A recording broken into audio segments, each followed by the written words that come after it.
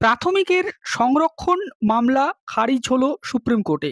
প্রাথমিক ১৬,৫০০ নিয়োগকে কেন্দ্র করে, অর্থাৎ ১৬,৫০০ নিয়োগের প্যানেলকে কেন্দ্র করে যে সংরক্ষণ মামলা হয়েছিল এবং প্যানেলকে চ্যালেঞ্জ করে যে সংরক্ষণ মামলা হয়েছিল কলকাতা হাইকোর্টের সিঙ্গেল বেঞ্চে আপনারা জানেন এই মামলাটি খারিজ করে দিয়েছিল। তার যে অর্ডার কপি বেরিয়েছিল সেই অর্ডার কপি নিয়ে ডিটেলসে আমরা আলোচনা করেছি আমাদের এই চ্যানেলে। সেই অর্ডার কপিতে কেন খারিজ করেছিল প্রাথমিকের ১৬,৫০০ সংরক্ষণ মামলা, এবং সংরক্ষণ মামলায় পিটিশনাররা অ্যাকচুয়ালি কী চেয়েছিলেন, এবং বোর্ডের পক্ষ থেকে কি বলা হয়েছিল এবং কেন বিচারপতি খারিজ করেছিলেন সিঙ্গেল বেঞ্চে, সেই সংক্রান্ত অর্ডার কপি আপনাদের সামনে আমরা ডিসকাস করেছি।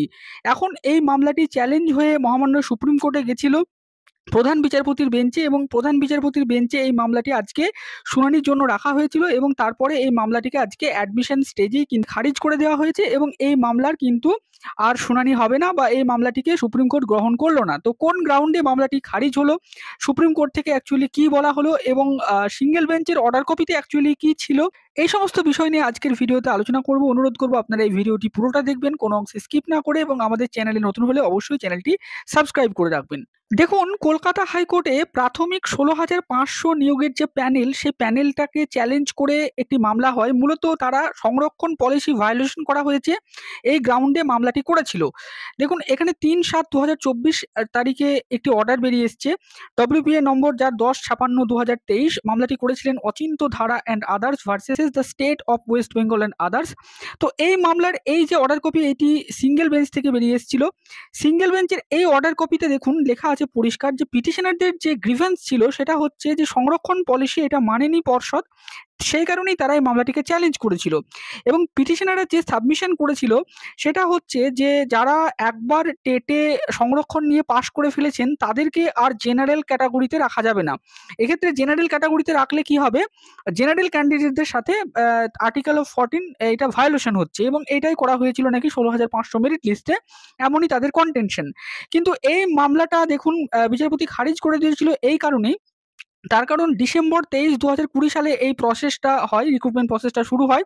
তারপরে তার প্যানেল প্রকাশ হয় ফেব্রুয়ারি ১৫, ২০২১ সালে, এবং প্যানেলের মেয়াদ ছিল ১ বছর। তার মানে ফেব্রুয়ারি ১৫, ২০২২ সালে এই প্যানেলের মেয়াদটা উত্তীর্ণ হয়ে গেছিল।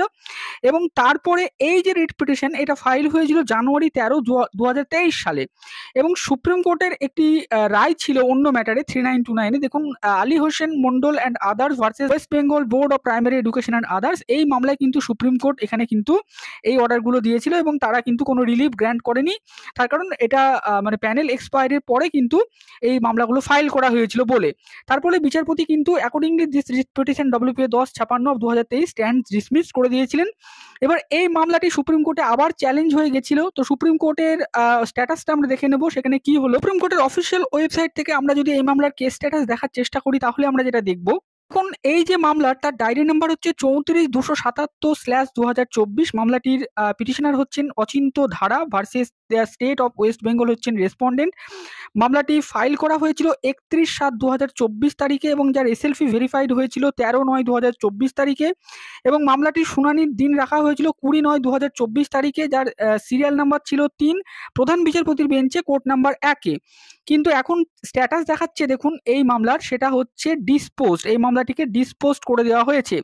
এবং এখানে দেখুন লেখা রয়েছে স্ট্যাটাস বা স্টেজে যে disposed motion hearing fresh for admission, অর্থাৎ অ্যাডমিশন স্টেজে মামলাটিকে ডিসমিসড করে দেওয়া হয়েছে, এবং অর্ডার ডেট ২০/৯/২০২৪ তারিখে চিফ জাস্টিসের বেঞ্চে, এবং ডিসপোজ টাইপটা হচ্ছে ডিসমিসড করে দিয়েছে মামলাটি, মানে খারিজ করে দিয়েছে বিচারপতিরা এই মামলাটি শুনতে চাননি। তো এই মামলাটি না শোনার বা ডিসমিসড হওয়ার প্রধান কারণ হচ্ছে যে প্যানেল প্রকাশ হয়েছিল ১৫ই ফেব্রুয়ারি ২০২১ সালে, এবং সেই প্যানেলের লাস্ট বা মেয়াদ ছিল ১ বছর। তার ফলে প্যানেলটা এক্সপায়ার করেছে ১৫ই ফেব্রুয়ারি ২০২২ সালে, এবং মামলাটা ফাইল করা হয়েছিল কিন্তু ২০২৩ সালে।